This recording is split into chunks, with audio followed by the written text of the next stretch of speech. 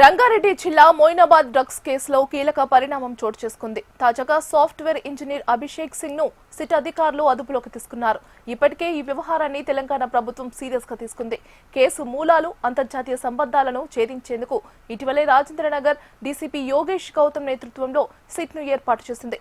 ఈ క్రమంలో మాజీ MLA pilot Rohit Reddy farm house లో జరిగిన పార్టీకి డ్రగ్స్ సరఫరా చేసినట్లు ఆరోపణలు ఎదుర్కొంటున్న సాఫ్ట్వేర్ ఇంజనీర్ అభిషేక్ సింగ్ ను సిట్ అదుపులోకి తీసుకుంది. రోహిత్ రెడ్డి నిర్వహించే పార్టీలకు అభిషేక్ సింగ్ డ్రగ్స్ సరఫరా చేస్తున్నట్లుగా సిట్ అధికారులు గుర్తించారు.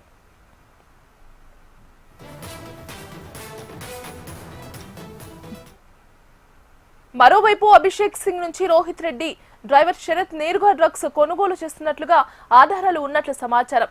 గతంలో రోహిత్ రెడ్డికి సుమారు 24 సార్లు అభిషేక్ సింగ్ డ్రగ్స్ సరఫరా చేసినట్లుగా తెలుస్తోంది. ఈ నేపథ్యంలో అభిషేక్ సింగ్ సెల్ ఫోన్ ను స్వాధీనం చేసుకున్నారు అధికారులు.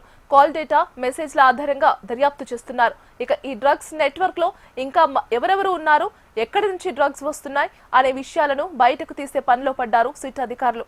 మరోవైపు రోహిత్ రెడ్డి కస్టడీ పిటిషన్ పై సస్పెన్స్ కొనసాగుతూనే ఉంది. ఇక ఇదే అంశానికి సంబంధించి మరింత సమాచారం అందించడానికి మా కరెస్పాండెంట్ అరుణ్ లైవ్ లో సిద్ధంగా ఉన్నారు. అరుణ్, మొయినాబాద్ ఫామ్ హౌస్ కేసుకు సంబంధించి గత ఆదివారం ఏదైతే డ్రగ్స్ పార్టీ జరిగిందో దాన్ని ఎస్ఓటీ పోలీసులు గుట్టురాటు చేసిన విషయం తెలిసిందే. ఈ కేసుకు సంబంధించి పూర్తిగా ప్రజాప్రతినిధులు ఉన్న నేపథ్యంలో కూడా ఈ కేసు రాష్ట్ర ప్రభుత్వం సీరియస్గా తీసుకుంది. అయితే సీరియస్గా తీసుకున్న నేపథ్యంలోనే మొత్తం ఒక సిట్ కూడా ఏర్పాటు చేసింది. ముఖ్యంగా రాజేంద్రనగర్ డీసీపీ యోగేష్ గౌతమ్ ఆధ్వర్యంలో కూడా సిట్ ఏర్పాటు చేసింది. ఈ సిట్ అధికారులు కూడా ఈ కేసుకు సంబంధించి కూడా పూర్తిగా దర్యాప్తు మొదలుపెట్టడం జరిగింది. ఈ దర్యాప్తులోనే భాగంగా ముఖ్యంగా ఆ పార్టీకి ఏదైతే రోహిత్ రెడ్డి ఫామ్ హౌస్లో జరిగినటువంటి పార్టీకి సంబంధించి అక్కడ నుంచి డ్రగ్స్ ఎక్కడి నుంచి తీసుకొచ్చారనే కోణంలో కూడా పూర్తిగా దర్యాప్తు చేస్తున్నారు. ఈ దర్యాప్తులో భాగంగానే ముఖ్యంగా సాఫ్ట్వేర్ ఇంజనీర్గా పనిచేస్తున్నటువంటి అభిషేక్ సింగ్ దగ్గర నుంచి డ్రగ్స్ తీసుకున్నట్లు కూడా గుర్తించారు. ఈ డ్రగ్స్కి సంబంధించి కూడా రోహిత్ రెడ్డి డ్రైవర్ శరత్ కుమార్ ఎవరైతే ఉన్నారో ఆయన ఓఆర్ఆర్ దగ్గర అభిషేక్ సింగ్ దగ్గర కూడా నేరుగా డ్రగ్స్ తీసుకున్నట్లయితే గుర్తించడం జరిగింది. ఈ నేపథ్యంలో కూడా అభిషేక్ సింగ్ను ప్రస్తుతం సిట్ అధికారులు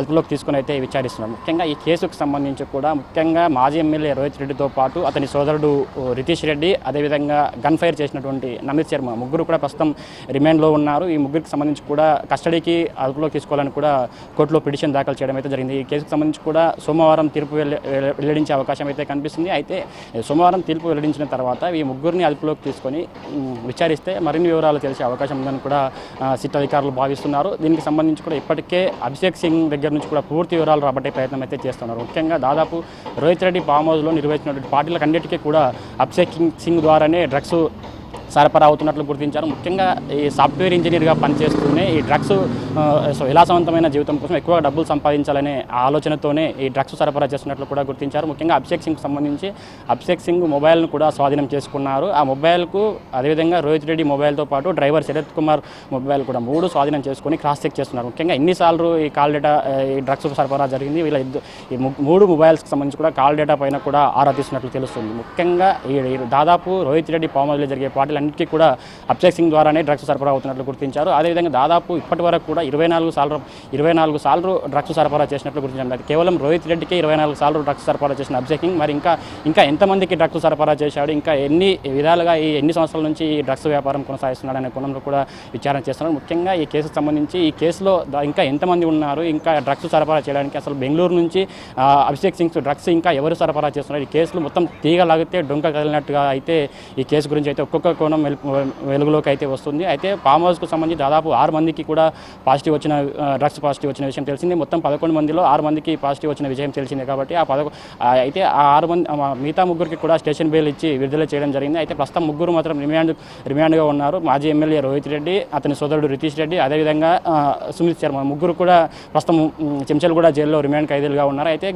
నిన్ననే వీళ్ళ యొక్క కస్టడీకి సంబంధించి పిటిషన్ దాఖలు చేసి వాదనలు జరిగినప్పటికీ కూడా వాదనలు విన్న తర్వాత జడ్జి మాత్రం తీర్పు సోమవారానికి వాయిదా వేశాడు. సోమవారం మాత్రం పూర్తిగా ఈ కేసుకు సంబంధించి కూడా విచారణ మొదలుపెట్టి దీనికి సంబంధించి కూడా కస్టడీ పిటిషన్కి సంబంధించి కూడా తీర్పు ఇచ్చే అవకాశం ఉంది. ఆ తీర్పు తర్వాత మాత్రం దాదాపు వారం రోజుల పాటు కూడా పోలీసులు కస్టడీ కోరిన నేపథ్యంలో మాత్రం ఒకవేళ కస్టడీకి ఇస్తే మాత్రం పూర్తి వివరాలు వెల్లడించే అవకాశం అయితే కనిపిస్తుంది. దాదాపు ఈ డ్రగ్స్ సరఫరాకు సంబంధించి ముఖ్యంగా ఈ ఫామ్ హౌస్లలో కూడా ఎక్కువ ఈ డ్రగ్స్ సరఫరా కొనసాగుతున్న నేపథ్యంలో కూడా ఈ డ్రగ్స్ ఆనవాళ్ళకు సైతం ముఖ్యంగా ఈ ఆనవాళ్ళు ఎక్కడి నుంచి డ్రగ్స్ సరఫరా అవుతున్నాయి, ఒక ప్రజాప్రతినిధిగా ఉండి డ్రగ్స్ తీసుకుంటూ దొరికిపోయిన నేపథ్యంలో కూడా ఈ కేసు రాష్ట్ర ప్రభుత్వం తీవ్రంగా ఖండిస్తూ పెద్ద ఎత్తున కూడా దీనిపైన పూర్తి విచారణ జరపాలనే నేపథ్యంలో కూడా సిట్ ఏర్పాటు చేసింది. ముఖ్యంగా యోగేష్ వైఎస్ గౌతమ్ నేతృత్వంలోని ఈ కేసు మాత్రం పూర్తిగా మొత్తం వాళ్ళని కస్టడీలోకి తీసుకుని విచారణ తర్వాత మాత్రం పూర్తి వివరాలు అయితే వెల్లడించే అవకాశం అయితే కనిపిస్తుంది. Right Arun, thank you.